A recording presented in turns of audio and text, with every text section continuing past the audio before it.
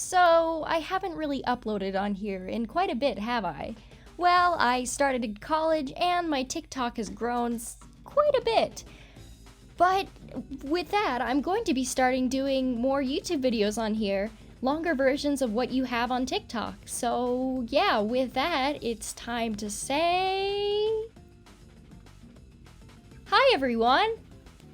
For our newer viewers, this is Project Pass On, the series where I take a doll from another creator and make it into something else. So this doll was originally going to be Mangle, and I'm removing the paint right now with a wet Q-tip, which was pretty easy because it wasn't sealed. This is why it's important to seal your paint, kids. The paint really wasn't coming off that well, so I took some sandpaper to it and wiggled it around a bit just for fun. But then I took some more unconventional methods and used Scotch tape.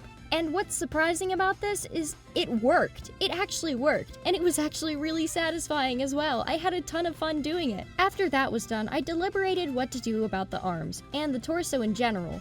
See, I was thinking about replacing it entirely with this torso right here, but then again, I thought that was cheating. So I sat there and contemplated it a bit, and I decided that I would use the arms in somewhere else in the project. I thought of the ingenious idea to turn the leg into a carousel horse. After which, I decided, yeah, I think I need to remove the arms, which was actually kind of hard to do, but I promised myself that I would use them in another part of the project.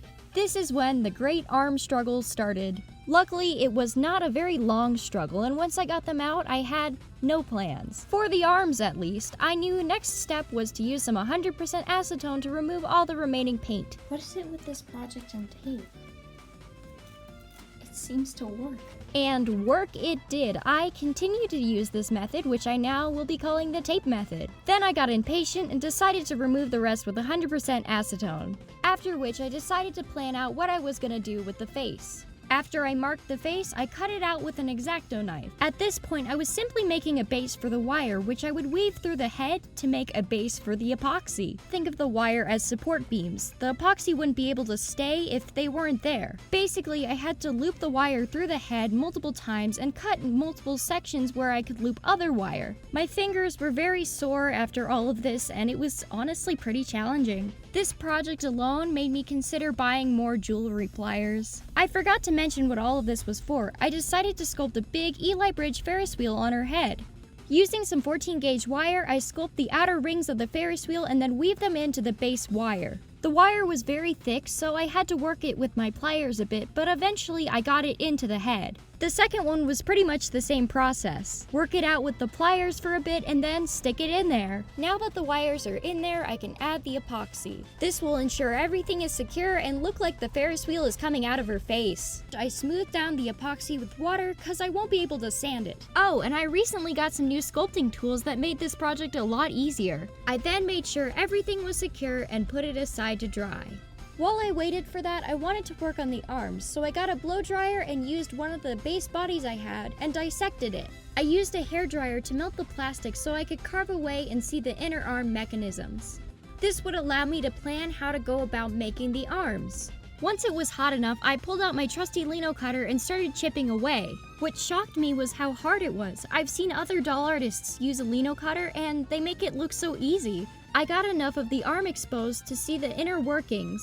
After I inspected them, I made a plan. I put epoxy in the shoulder holes and then poked a hole through that epoxy. It's kind of hard to explain. I did this so I could insert some kind of joint into it. I tested it out with some wire and decided some kind of horseshoe shape would work. So I got my pliers and started experimenting. But after a while, I started getting frustrated, and since the epoxy base was dry, I could start making the spokes for the Ferris wheel. For the spokes, I decided to use sewing needles, which I should have added before the epoxy dried because it was very hard to get them in. But that was only the beginning because I poked myself multiple times and made my fingers very sore with all the wire I had to bend. I struggled so hard getting the needles into the already dry epoxy. It was a nightmare. And even after all that work, they decided to fall out on me. So I made my first mistake by deciding to secure the needles with epoxy.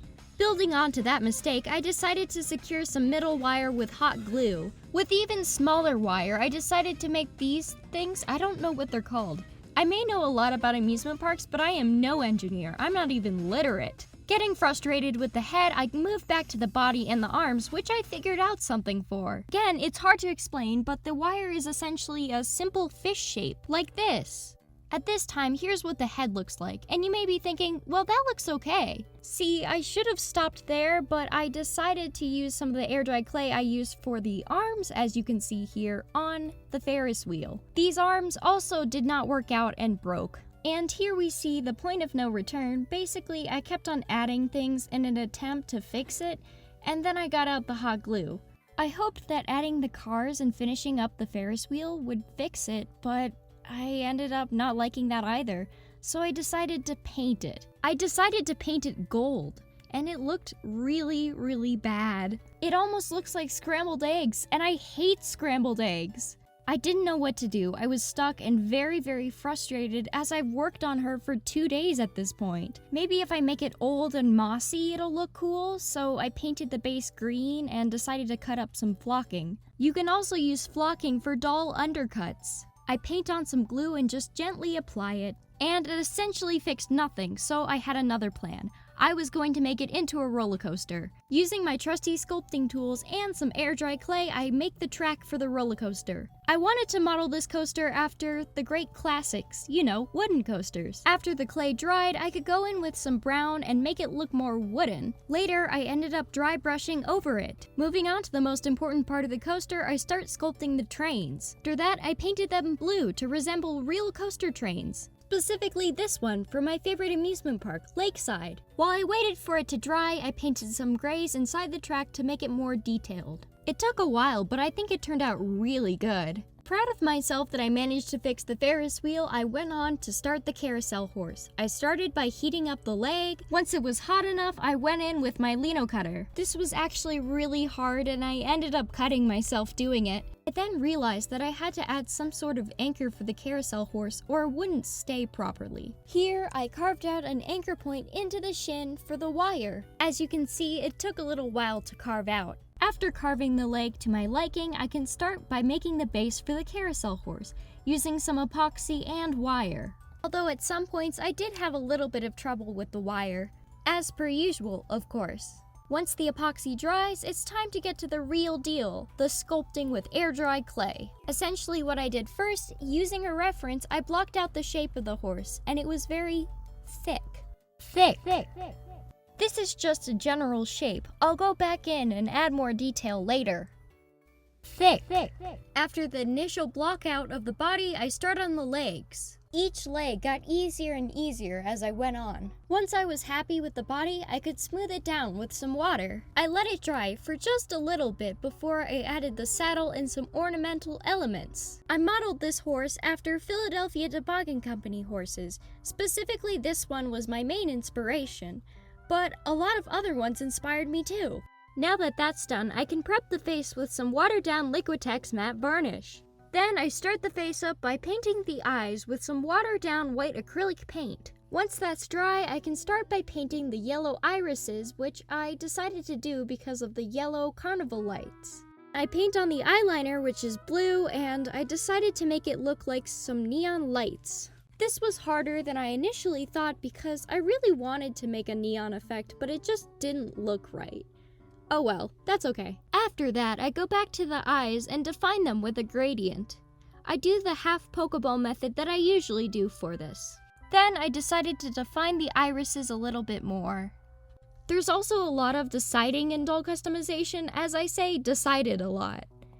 I normally don't do acrylic face-ups, but I really like this one and I just couldn't see myself spraying Mr. Super Clear on this doll. And for some of my final touches, I add the waterline. Then I add some sparkly gold paint to finish it off. It almost always looks good. I gloss the eyes with the end of a paintbrush for a smooth application. I also took the time to gloss the coaster trains as well. With that, we can start painting the carousel horse, which is now dry.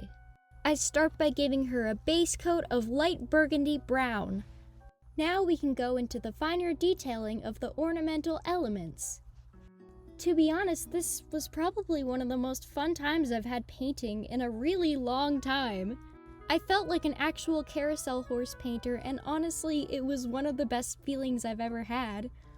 I painted on each detail with a myriad of references at my disposal. While you watch me paint, here's a little fun fact. Philadelphia Toboggan Company went the extra mile when it came to carousels and did themed carousels such as Western and medieval. Many of the Philadelphia Toboggan Company carousel horses I saw had little flowers on them, which I wanted to replicate with this one. So I added the teeniest of tiniest flowers to the horse. My sculpting skills are slowly getting better, you know how it is. Oh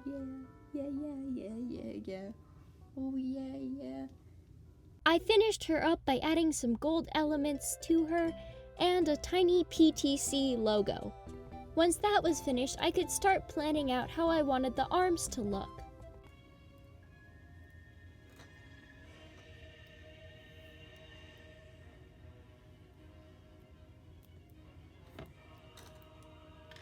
Instead of using the air-dry clay, I decided to use epoxy for the arms instead. I wanted her chest and arms to be Art Deco and resemble armor in a way. I also wanted to make them look bold, like they were wings. After I finished working on that, I could go and start the clothes, where I painted first a Mangles whip onto the skirt. This project had a lot of painting, and it reminded me how much fun painting was. I may have to do it more in the future. After I finished the whip car, I decided to add an Eli Bridge Ferris wheel, which was originally going to be on the face, but as you saw, it turned into a roller coaster. I really think Eli Bridge Ferris wheels are such a classic sight. For some reason, I decided to add 2 clown faces, which I later regretted, but I made them work somehow. Give me a second. I painted all this beautiful stuff by hand, right? Using references. Then I decided to paint this. I don't know what's wrong with me. How am I gonna fix this? Why am I so stupid? Stupid I may be, but I ended up fixing it, so there's that. I decided to add these little pink and yellow elements around the skirt because I have recently seen a movie called Castle of Cagliostro, and one of the scenes reminded me of an amusement park, so I thought it would be a nice tribute. It's Hayao Miyazaki's debut film, and it's really good. I added more tiny little dots and elements to resemble lights on the midway. I did a little bit off camera and ended up painting a 1950s bumper car. I'm not sure who it was made by, but it was really cool, so I painted it. So if you think something is cool, paint it! To finish off the roller coaster on her face, I cut up more flocking to make it look like a grassy hill. After that, I paint the leg gold to resemble the poll of a carousel horse. Since the epoxy on the arms and the chest are dry, I can paint those gold too. The paint on the skirt is dry too, so I go and hem it under my sewing machine. Going back to the head, I glue on each individual strand of yarn instead of rerouting it because the head is too fragile to reroute. Although I built it very strongly, I don't really trust it. I didn't make yarn wefts for this doll because you guys have been really wanting to see a doll with curly hair, and I decided to make that happen. There was no particular method to this, I just glued it on with PVC glue and made sure it looked good. And after that, I really wanted to paint something as a tribute, so on the stomach of the doll, I painted Bill Tracy's Wacky Shack. Bill Tracy was a legendary dark ride and funhouse designer. A lot of modern dark rides have taken inspiration from some of the ideas that he's created. And while I let the Wacky Shack dry, I painted the bust with some more gold paint. Then I planned out where I was going to put the original arm wire for the arms. It's very bendable and easy to pose, and it also reminds me of old-time rubber hose cartoons. Then I added a little bit of hair to the horse. Now I can finish up the final elements of the Wacky Shack painting. Oh, and I forgot to mention, this dark ride, it still exists. It's at Waldemere Park in Erie, Pennsylvania. Now I can give the paint a layer of watered-down Liquitex matte varnish to seal it in. The arms with the wire, which aren't perfect because this is my first real body mod job, but putting her head back on made me realize that I did better than I expected. I didn't show this part on TikTok for a reason. I wanted it to be a surprise. I'm adding LED lights on the bottom of her skirt. Using embroidery thread, I sew them up on different parts of the skirt. This didn't take very long to do, and it turned out awesome, so I'm really happy with it. After that, I added some fabric to the arms for more posability and protection. I do a few bend tests, and then I can apply the skirt. And with that, she's done.